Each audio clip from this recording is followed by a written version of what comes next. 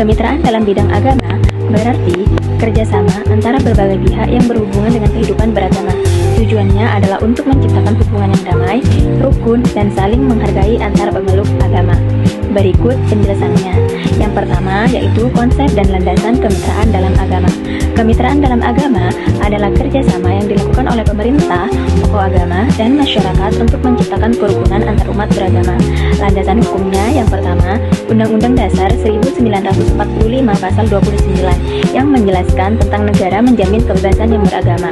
Yang kedua, Undang-Undang Nomor 39 Tahun 1999 tentang Hak Asasi Manusia yang membahas bahwa setiap orang bebas memeluk agamanya masing-masing. Kenapa perlu kemitraan? Karena keberagaman agama di Indonesia bisa menimbulkan perbedaan pendapat.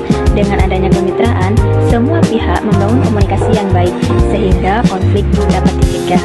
Prinsip kemitraan itu sendiri, yang pertama yaitu saling menghormati, yang kedua saling membantu, yang ketiga tidak memaksakan keyakinan, dan yang terakhir kesetaraan antar umat beragama. Selanjutnya, bentuk-bentuk kemitraan dalam bidang agama.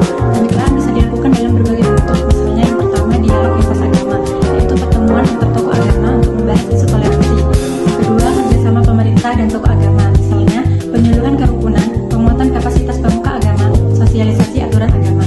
Yang ketiga, kerjasama antar lembaga agama, yaitu kegiatan bersama untuk memperkuat keharmonisan. Dan yang terakhir, program sosial bersama, yaitu seperti bakti sosial, donor darah, bantuan bencana dilakukan oleh beberapa agama sekaligus. Kemudian nomor 3 ada peran tokoh agama dan masyarakat. Peran tokoh agama sendiri yaitu 1. Menjadi penengah jika terjadinya perselisihan. Yang kedua, mengajarkan ajaran toleransi dan perdamaian. Dan yang terakhir menjadi contoh melalui khutbah, ceramah, atau seminar. Sedangkan peran masyarakat sendiri itu menjalankan toleransi dalam kehidupan sehari-hari atau tidak mengganggu ibadah orang lain.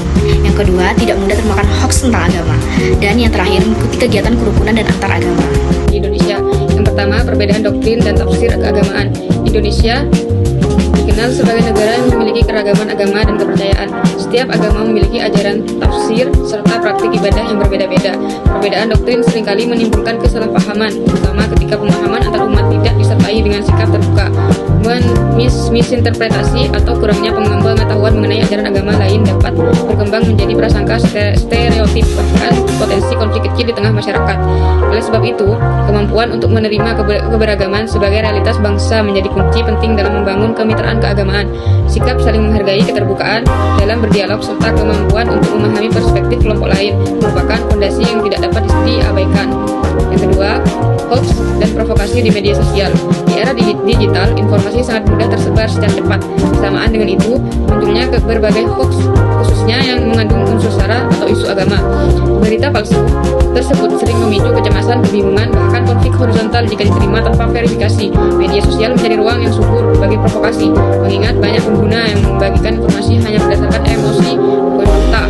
Fenomena ini menjadi tantangan serius bagi kemitraan keagamaan. Ketika masyarakat terpengaruh oleh informasi yang menyesatkan, relasi harmonis antar umat beragama dapat terganggu.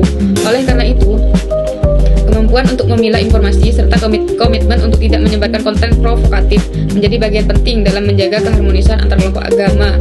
Yang ketiga, kurangnya komunikasi antar pemuka dan lembaga keagamaan.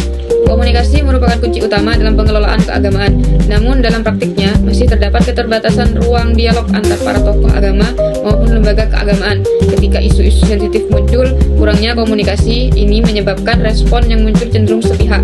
Kondisi ini dapat memunculkan miskonsepsi, salah tafsir, atau sikap defensif antar kelompok agama. Padahal, komunikasi yang baik dapat membuka kesempatan bagi terbangunnya kerjasama dan kolaborasi yang lebih produktif. Tanpa komunikasi yang berkelanjutan, potensi sinergi antar lembaga keagamaan akan sulit diwujudkan meskipun tujuan mereka sebenarnya sama, menjaga kerukunan dan kedamaian masyarakat. Yang keempat, radikalisme yang muncul dan memicu intoleransi. Radikalisme merupakan tantangan besar dalam kehidupan beragama di Indonesia. Paham ekstrim ini menolak keberagaman dan kerap memaksa interpretasi keagamaan tertentu.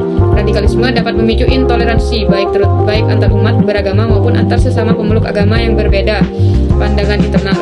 Jika tidak ditangani, radikalisme dapat merusak keharmonisan sosial dan mengancam nilai-nilai kebinekaan yang menjadi karakter bangsa Indonesia.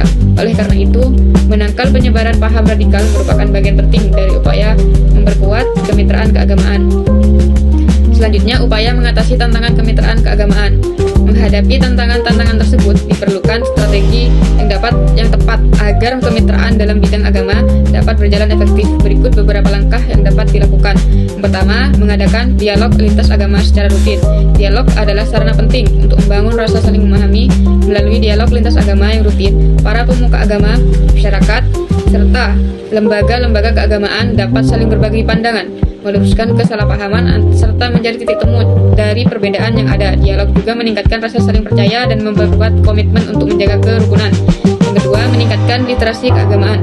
Literasi keagamaan tidak hanya berarti memahami ajaran agama sendiri, tetapi juga menghargai perbedaan antar agama. Program literasi keagamaan dapat dilakukan melalui seminar, pelatihan, kegiatan edukatif di sekolah, hingga penggunaan media digital sebagai ruang pembelajaran. Dengan literasi yang baik, masyarakat lebih kritis dalam menerima informasi, sehingga tidak mudah terprovokasi oleh konten negatif atau hoax. Yang ketiga, memperkuat peran tokoh agama sebagai penyejuk. Tokoh agama memiliki pengaruh besar di masyarakat, karena itu peran mereka sebagai penyejuk perlu diperkuat agar dapat menjadi teladan dalam menyampaikan pesan toleransi dan perdamaian. Selain itu, tokoh agama dapat berfungsi sebagai mediator ketika terjadi gesekan di masyarakat. Keteladanan mereka sangat penting untuk memperkuat nilai kerukunan dan mendorong umat untuk menghindari sikap ekstrim. Selanjutnya, agar kemitraan semakin kuat, beberapa strategi bisa dilakukan. Yang pertama, membentuk forum kerukunan umat beragama atau FKUB. Yang kedua, mengadakan pelatihan toleransi bagi remaja, pemuda, dan tokoh agama. Yang ketiga, meningkatkan kerjasama lintas agama melalui kegiatan sosial bersama. Yang keempat, menggunakan media sosial untuk menyebarkan pesan damai. Yang kelima, membuat komunikasi rutin antar tokoh agama, pemerintah, dan masyarakat. Yang terakhir, kesimpulan, kemitraan dalam bidang agama bertujuan untuk meningkatkan toleransi, mengurangi potensi konflik, membangun masyarakat yang rukun dan damai, serta mendorong kerjasama antar umat beragama. Dengan kerjasama pemerintah, tokoh agama, lembaga agama, dan masyarakat, kehidupan beragama yang harmonis dapat terwujud. Sekian dari kelompok kami, kurang lebihnya mohon maaf. Wassalamualaikum warahmatullahi wabarakatuh.